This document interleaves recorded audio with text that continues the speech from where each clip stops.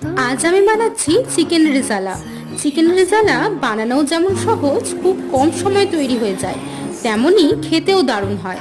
তো চিকেন রেজালা বানানোর জন্য চিকেনের মধ্যে দেব একটু বেশি পরিমাণে ফ্যাটানো টক দই, আদা রসুন বাটা, সাদা তেল, নুন আর গোলমরিচ গুঁড়ো।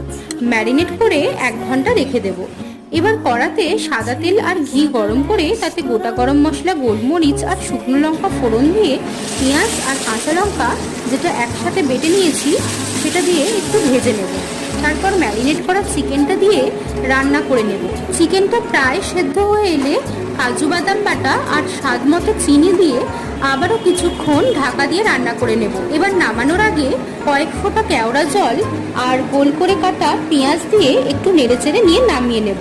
এই চিকেন রেজালা রুটি, নান রুটি বা পরোটার সাথে খেতে তো দারুণ লাগে। তোমাদের রেসিপিটা কেমন লাগলো কমেন্ট করে অবশ্যই জানিও।